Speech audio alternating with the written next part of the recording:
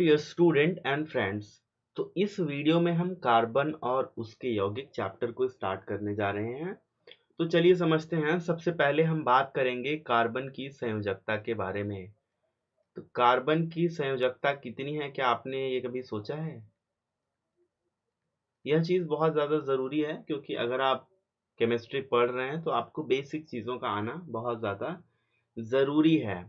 तो सबसे पहले हम बात करेंगे कार्बन की संयोजकता के बारे में कि कार्बन की संयोजकता क्या होती है एवं कार्बन कौन से तरह के बंध बनाता है, यानी कि बॉन्ड। बंध को इंग्लिश में बॉन्ड भी कहते हैं। ठीक है, तो पहले बॉन्ड की बात कर लेते हैं कि बॉन्ड कितने तरह के होते हैं। अगर हम बंध की बात करें तो बंध जो होता है यह 3 तरह का होता है। पहला जो है वो है आयनिक बंध, जिसको आयनिक बॉन्ड भी बोलते हैं। जो दूसरा है उसे बोलते हैं सहसंयोजक बंध, और जो तीसरा है इसे बोलते हैं उपसहसंयोजक बंध। अब तीनों की खास बात क्या है, चलिए समझाता हूं मैं आपको। पहला अगर लें तो इसको बोलते हैं आयनिक बॉन्ड, दूसरे को बोलते हैं कोवैलेंट बॉन्ड। ठीक है, तो चलिए समझते हैं कि पहला आयनिक बंध क्या है। आयनिक बंध में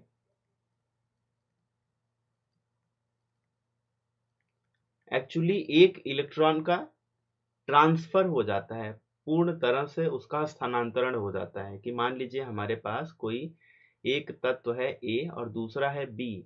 अगर ए अपने इलेक्ट्रॉन को बी को पूरी तरह से ट्रांसफर कर दे तो वह एक आयनिक बंध होगा। उदाहरण के लिए जैसे हमारे पास है NaCl। तो Na का इलेक्ट्रॉनिक विन्यास क्या होता है? Na का परमाणु क्रमांक होता है 11 और यह होता है 2, 8 और 1। तो इसके अंतिम कक्षा में एक इलेक्ट्रॉन है और Cl के होते हैं 2, 8 और 7। तो अगर इसको एक और इलेक्ट्रॉन मिल जाए तो यह टोटल 8 इलेक्ट्रॉन इसके अंतिम कक्षा में हो जाएगा और यह एक नोबल गैस यानी कि अक्रिय गैस का इलेक्ट्रॉनिक विन्यास प्राप्त कर लेगा 2, 8, 8, जो कि आर्गन के लिए है। ठीक, तो इसकी वजह से यह बहुत ज़्यादा स्थायी हो जाएगा। तो इसीलिए सोडियम यानी कि Na एक अपने इलेक्ट्रॉन को Cl को पूरी तरीके से दे देता है। कि मान लीजिए ये Na का इलेक्ट्रॉन है और ये सब Cl के इलेक्ट्रॉन है, 7 इलेक्ट्रॉन। तो यह क्या करेगा, यह अपना पूरा एक इलेक्ट्रॉन इसको ट्रांसफर कर देगा और इसका इलेक्ट्रॉनिक विन्यास 2, 8 और इसका इलेक्ट्रॉनिक विन्यास 2, 8, 8 हो जाएगा और दोनों ही स्थायी हो जाएंगे।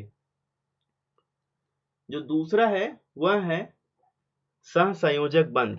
अब सहसंयोजक बंध के बारे में मैं बात करता हूं कि सहसंयोजक बंध क्या होते हैं और यह किस तरीके से फॉर्म होते हैं।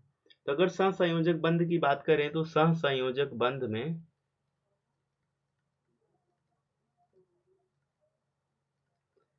इसमें एक्चुअली इलेक्ट्रॉन की शेयरिंग होती है।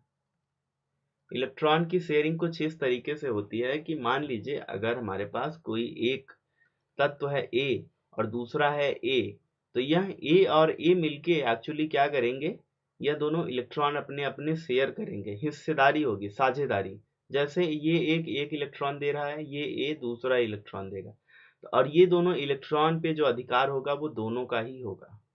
इस तरीके से, है ना, कि ये जो 2 इलेक्ट्रॉन हुए ये इसका अधिकारी ये भी है और ये भी है, ये दोनों मिल बांट के अपने अक्रिय गैस इलेक्ट्रॉनिक विन्यास को प्राप्त कर लेते हैं।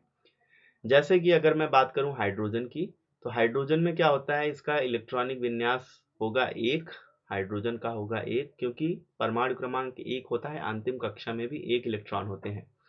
तो इसकी वजह से क्या होता है डियर स्टूडेंट कि ये एक अपने इलेक्ट्रॉन को देता है। जैसे यह हाइड्रोजन है, यह एक इलेक्ट्रॉन को देगा, दूसरा जो हाइड्रोजन है यह भी एक इलेक्ट्रॉन को देगा। तो ये फिर 2 इलेक्ट्रॉन, ये 2 इलेक्ट्रॉन पे दोनों का ही अधिकार रहता है, जिससे इनकी साझेदारी हो जाती है। और इस तरह के बंध को हम लोग बोलते हैं कोवैलेंट बॉन्ड। इस तरह के बंध को बोलते हैं कोवैलेंट बॉन्ड। तो यह सहसंयोजक बंध है। तो इसी तरीके से सहसंयोजक बंध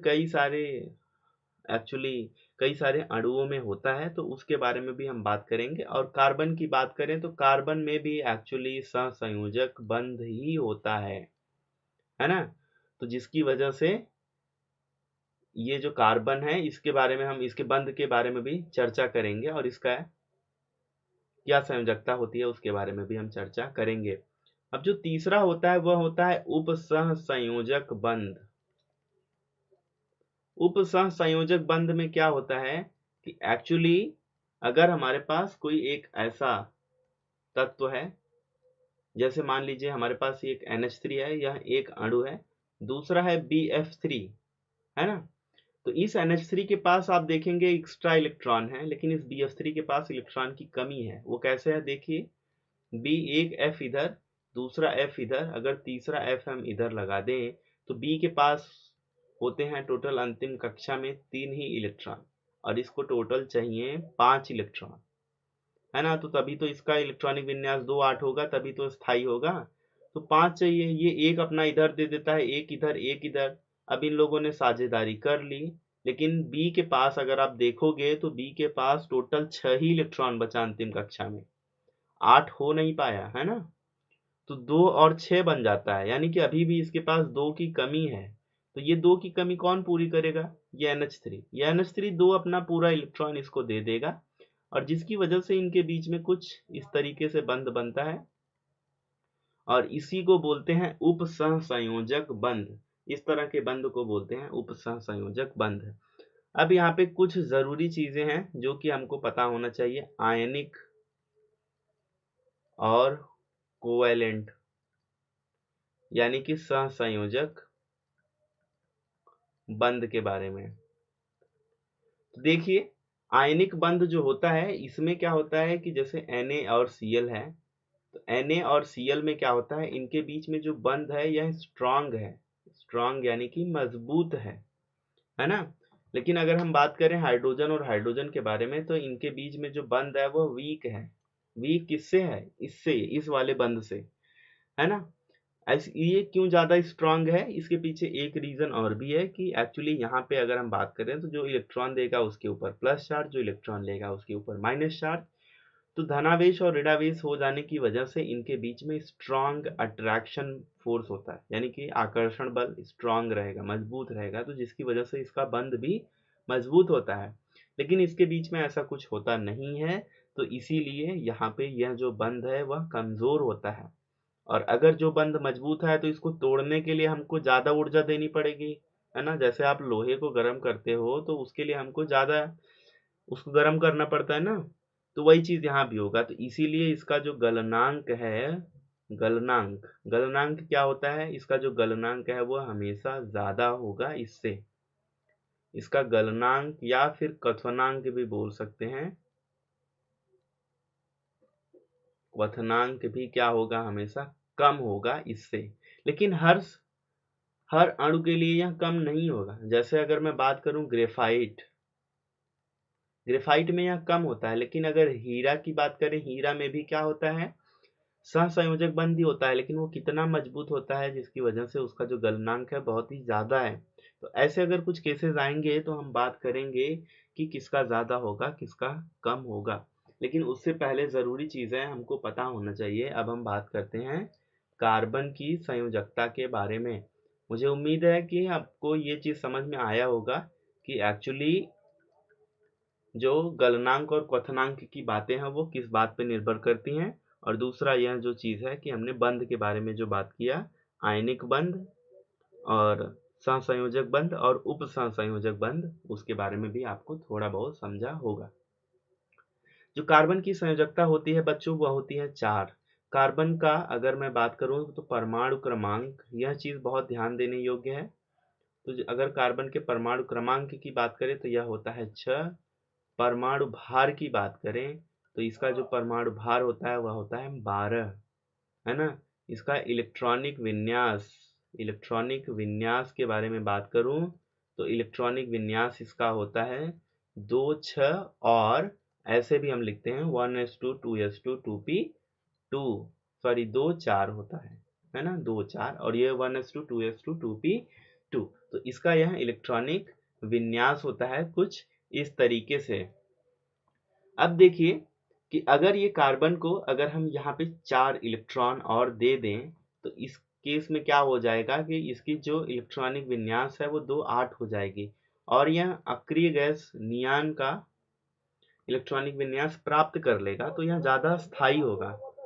तो स्थायी बन जाएगा ये। फिर जब ये स्थायी बन जाएगा तो कोई भी चीज हो, कोई भी अगर हमारे पास अणु है, परमाणु है, आयन है ना, वो हर कोई स्थायी बनना चाहता है। तो स्टेबल बनने के लिए इसको चाहिए 4 इलेक्ट्रॉन। तो जब इसको 4 इलेक्ट्रॉन मिल जाएंगे तो ये हो जाएगा। तो संयोजकता होती क्या है डियर स्टूडेंट? संयोजकता किसी भी परमाणु की संयोजकता वह होती है कि वह कितने बंध बना सकता है। तो कितना बंध कार्बन बना सकता है? 4।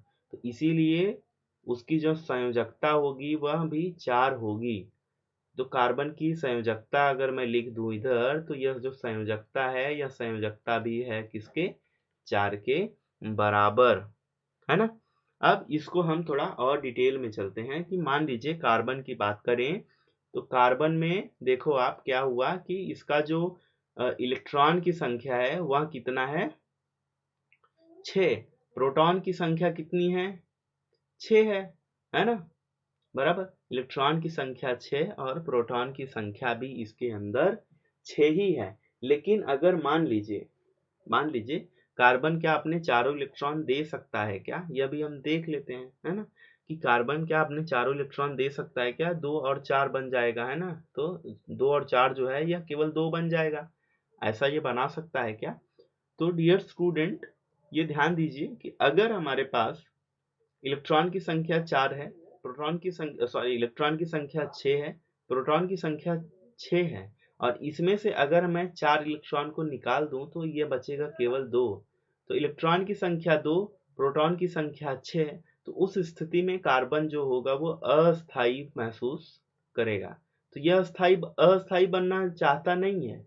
तो इसीलिए हमको क्या करना है कि अगर मैं बात करूं कि क्या यह इसको अगर हम लोग यहाँ पे 4 इसको इलेक्ट्रॉन दे दें, तो इलेक्ट्रॉन मान लीजिए 6 दे दिया और फिर इसमें 4 और जोड़ दिया तो टोटल हो जाएंगे 10। तो 2 इलेक्ट्रॉन 6 प्रोटॉन बहुत ही अजीब कॉम्बिनेशन है ना, क्योंकि 2 इलेक्ट्रॉन और 6 प्रोटॉन अगर रहेंगे तो कार्बन अस्थायी बना रहेगा। इसलिए क्योंकि धनावेश जो है वो कार्बन पे बहुत ज्यादा हो जाएगा और ऋणावेश बहुत ही कम हो जाएगा। तो इसीलिए अगर इलेक्ट्रॉन पे बात करें तो ये जो इलेक्ट्रॉन है अगर मान लीजिए, तो इस स्थिति में देखिए जब 4 इलेक्ट्रॉन निकल गए तो C4+ ये बना रहा है। तो C4+ भी संभव नहीं है ना। तो ये 4 इलेक्ट्रॉन दे थोड़ी ना सकता है। अगर यहाँ पे बात करें तो देखो इलेक्ट्रॉन अगर 6 हैं और इसमें हमने 4 जोड़ दिया यानी कि C4- की हम बात कर रहे हैं। तो C4- की बात कर रहे हैं और प्रोटॉन की संख्या है 6। तो इस स्थिति में भी 10 इलेक्ट्रॉन को 6 प्रोटॉन मिलके हैंडल नहीं कर सकते, इसीलिए यह भी अस्थायी महसूस करेगा। इसीलिए जो कार्बन है यह कार्बन इलेक्ट्रोवैलेंट बॉन्ड यानी कि आयनिक बॉन्ड ही इसको भी बोलते हैं, आयनिक बॉन्ड नहीं बनाता है। यह ध्यान दीजिए। इसके पीछे रीजन क्या है कि एक्चुअली यह रीजन है कि कार्बन आयनिक बॉन्ड इसलिए नहीं बनाता है क्योंकि उसके अंदर जो प्रोटॉन की संख्या है अगर उसमें से इलेक्ट्रॉन की संख्या को निकाल देंगे तो भी अनस्टेबल हो जाएगा, अगर उसमें जोड़ देंगे तो भी अनस्टेबल हो जाएगा। तो यही वजह है कि कार्बन कौन सा बंध बनाना उचित समझता है, वह है सहसंयोजक बंध। सहसंयोजक बंध बनाता है। अब डियर स्टूडेंट एक चीज और हम बात करते हैं कि अगर यह सहसंयोजक बंध बनाता है तो वह किस तरीके से होता है। तो कार्बन का अगर मैं बात करूं तो इलेक्ट्रॉनिक विन्यास क्या है? 2 4। मान लीजिए हम एक स्ट्रक्चर बनाते हैं CH4 के लिए। अब देखिए कार्बन के पास टोटल अंतिम कक्षा में है 4 इलेक्ट्रॉन, 1 2 3 4। अगर मैं बात करूं हाइड्रोजन की तो मान लीजिए हमारे पास 4 हाइड्रोजन है यहाँ पे। तो ये चारों हाइड्रोजन अपना 1 इलेक्ट्रॉन 1 इलेक्ट्रॉन 1 इलेक्ट्रॉन 1 इलेक्ट्रॉन इसको दे देंगे। तो देखिए प्यारे बच्चों ये क्या हो रहा है कि हाइड्रोजन यहाँ पे चारों हाइड्रोजन एक्चुअली 2 2 इनकी कक्षा में इलेक्ट्रॉन हो जा रहे हैं, और उसी हिसाब से अगर मैं बात करूं तो कार्बन के भी अंतिम कक्षा में टोटल 8 इलेक्ट्रॉन हो रहे हैं। और यह कौन सा बंध बना रहा है? सहसंयोजक बंध बना रहा है। तो इसी तरीके से इसमें काम होता है। अब अगर मैं बात करूं संकरण के बारे में, संकरण जिसको हम लोग बोलते हैं हाइब्रिडाइजेशन, तो हाइब्रिडाइजेशन के बारे में बात करें तो CH4 है ना, यानी कि मीथेन जब सिंगल बॉन्ड रहेगा, सिंगल बॉन्ड यानी कि एक ही बंध रहेगा, तो उस अवस्था में हमेशा हाइब्रिडाइजेशन रहेगा sp3। अगर यह रहेगा डबल बॉन्ड रहेगा तो यह रहेगा sp2। और अगर यह ट्रिपल रहेगा तो ट्रिपल के केस में यह बनेगा sp। जैसे कि CH4 अगर मान लीजिए CH2 डबल बॉन्ड CH2 है, या फिर CH ट्रिपल बॉन्ड CH है, इस अवस्था में है संकरण sp3, इसमें है sp2 और इसमें है sp। इसके बारे में भी हम पूरा डिटेल में बात करेंगे, एक एक संकरण के बारे में, एक एक मॉलिक्यूल के बारे में। तब तक आप इस वीडियो को, आई होप, उम्मीद है मुझे कि पूरा समझ में आया होगा। और आपका जो होमवर्क है वो ये है, इस तरह के जो स्ट्रक्चर होते हैं इसको बोलते हैं लेविस स्ट्रक्चर, है ना। तो आप लेविस स्ट्रक्चर बनाइए, वो भी किसका किसका बनाएंगे? हाइड्रोजन का बनाएंगे आप लेविस स्ट्रक्चर, है ना। इसके बाद C2H6 यानी कि इथेन का भी आप, इथेन या एथेन आप बोले, इसका भी आपको लेविस स्ट्रक्चर बनाना है। तो ये दोनों का आपको लेविस स्ट्रक्चर बनाना है। साथ में आप अमोनिया का बनाइए NH3 का। और अगर आपको टेक्स्ट बुक में और भी मिलता है तो आप उसको प्रैक्टिस कर सकते हैं। तो मुझे उम्मीद है ये सारी चीज़ें समझ में आई होंगी, और अगले वीडियो में हम बात करेंगे किसी नए टॉपिक पे। तब तक के लिए thank you so much for watching this video.